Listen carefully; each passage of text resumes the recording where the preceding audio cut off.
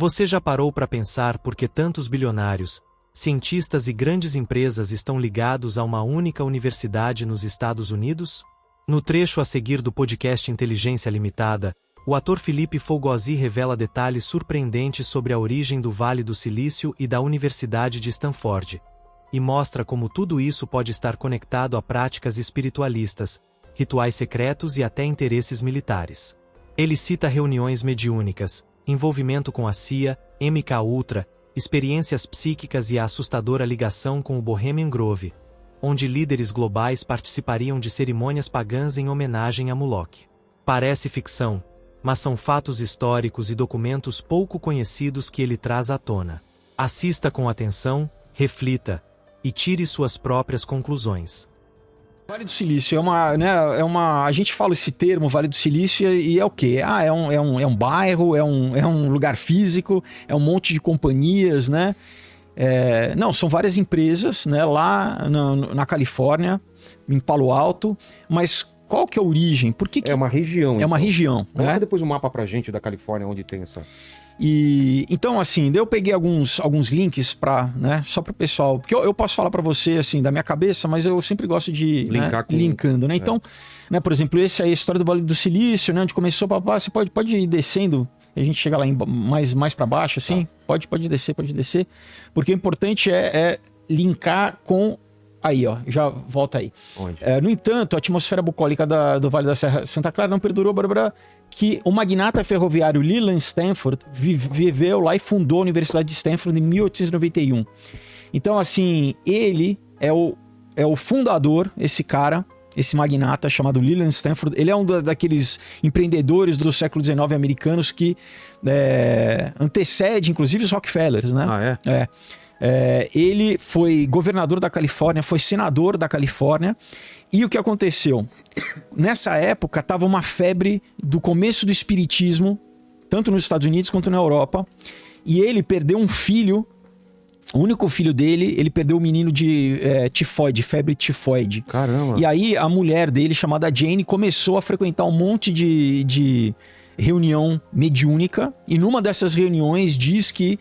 Então, a Universidade de Stanford é em homenagem ao filho morto, o Stanford Jr., tá?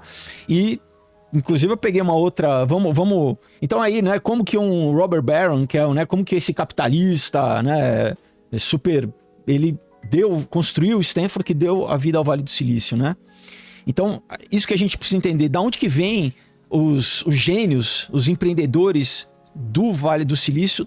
A grande maioria vem de Stanford. A grande maioria... foi educada em Stanford. Inclusive, a primeira grande empresa do Vale do Silício, que é a HP, a Hewlett Packard, são dois caras, né? O Hewlett Packard, eles eram alunos de um cara que a gente vai falar aqui lá em Stanford. E esse cara incentivou a eles fazerem a primeira startup, isso ainda nos anos 50. Então, toda essa questão da tecnologia vem, né, de Stanford, entendeu? Então, a Google, Netflix, LinkedIn, tudo nasceu no Apple. Tudo. Lá são mais de 94 bilionários. Assim, se você for... Eu tenho aqui, ó. Aí a da mulher do Stanford é essa questão do... Né, olha aí, da questão espiritualista. Né? Sessões espíritas na mansão. Então, assim, na mansão de Stanford. É verdade, assombrada pela dor da perda do filho, Jane Stanford se interessou pelo espiritismo, uma moda que encantou milhões de americanos no século XIX. Desce mais um pouquinho agora. Quer ver? Aí já fala... Será que como a Universidade de Stanford, né, foi concebida durante uma sessão espírita? Nossa, cara, nunca então, então, o que acontece? Além da mulher, ele tinha um irmão, o Leland Stanford, que era um Joseph tal, que o cara foi pra Austrália e empreendeu lá também. E o cara era um espiritualista também. Então tem um outro próximo... Acho que aí mesmo embaixo deve falar do irmão dele. Mas, enfim, pra gente achar vai ser... vai ser difícil. Depois enfim... E quando o cara foi morrer, ele doou a fortuna dele, o irmão do Leland Stanford, né? Ele doou a fortuna para que eles na universidade desenvolvessem um departamento de parapsicologia, de pesquisas psíquicas, tá? E isso ainda na virada do século XIX. E não é à toa que o Stanford teve, né, toda a parte disso, inclusive junto com a CIA, junto com a fundação com o patrocínio dos Rockefellers, fundaram um departamento lá que chama SRI, que é o Stanford Research Institute, que eu trouxe esse aqui, que não tem nem para vender o livro, enfim, só consegui uma cópia.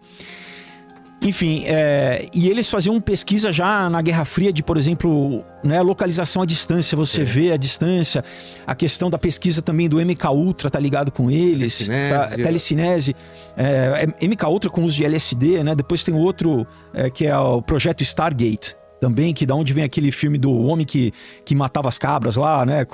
Que era para criar um super soldado pro governo americano. Tudo isso é feito em Stanford, tá? Todas essas pesquisas fringe, vamos dizer assim, são feitas em Stanford, né? As pesquisas de borda, né? De coisas que estão no limite entre a ciência e a pseudociência. E é esse cara, esse Thomas Welton Stanford, o irmão do Leland Stanford, né? Que era aí, ó, firme defensor dos fenômenos psíquicos e tal. Ele deu uma bala para desenvolver esse departamento dentro da universidade, tá? Então, só para pegar como já desde o começo da fundação, e outra coisa, o Leland Stanford, ele era maçom também, tá? Aí fala das pesquisas, né, de percepção extrasensorial, tal. Pode ir pro próximo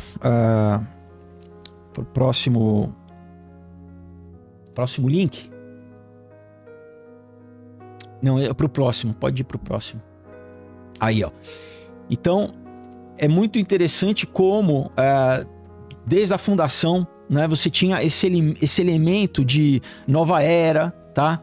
De pesquisas extrasensoriais, né? Inclusive, esse livro aqui, A Conspiração Aquariana, que é um livro que popularizou nos anos 80 toda a questão da nova era nos Estados Unidos, vem das pesquisas, né, do Instituto de Pesquisas lá de Stanford, tá?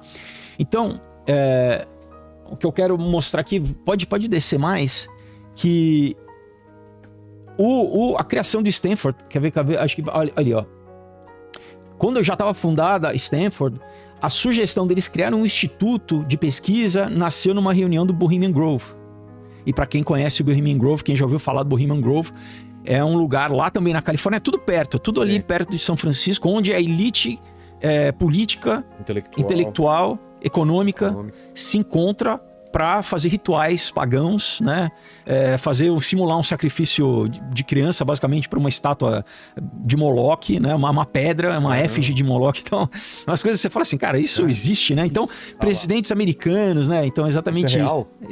Isso é foto, é real, tá vendo? Alguém tirou escondido lá. Exato, não, o Alex Jones já foi escondido tentar filmar. E aí? E é isso, que os caras fazem ritual pagão. O Alex Jones foi lá? Foi. Escondido. Ele ficou famoso, na verdade, final dos anos 80 por causa disso, porque ele foi o primeiro cara que conseguiu se infiltrar lá no Bohemian Grove e filmar. Boato e todo mundo desmentia. Não, nunca foi boato, porque isso só que não é publicado, né? Tem algumas publicações, mas é secreto. Mas era assumido que existia? Não, o que existia, as pessoas sabiam. As pessoas não sabiam muito o que acontecia lá dentro. Porque e aí ele mostrou como... E aí ele mostrou, entendeu? Ele mostrou essa cerimônia, né? Cadê? Eles chamam cremation of care, em inglês. É a cremação do cuidado, onde eles pegam...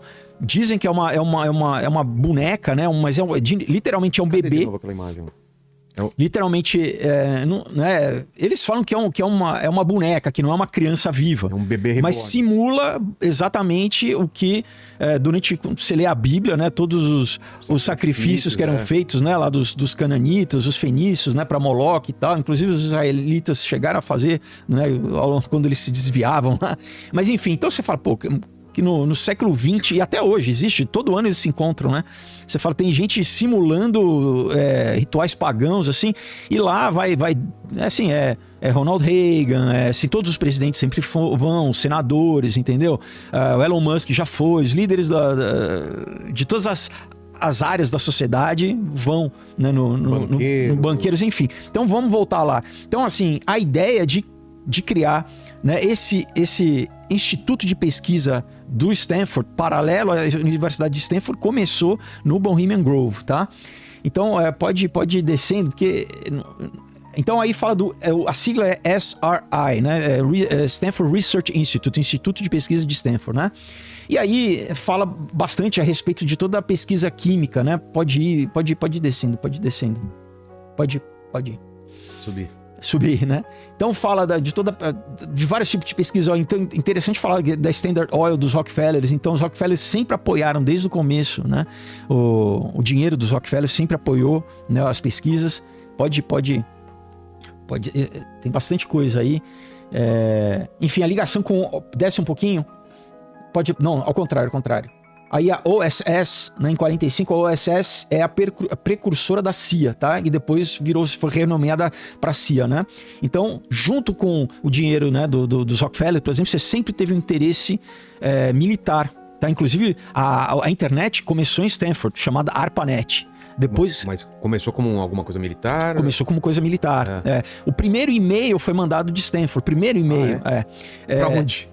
Para UCLA, para UCLA. Ah, tá. Né? E era só para pesquisa científica, mais com uso militar. Né? Entendi, era para conectar as universidades. As universidades mais dentro de ligado com o Pentágono, ligado com o DARPA, né? Que é o departamento. Depois o ARPANET, que virou internet.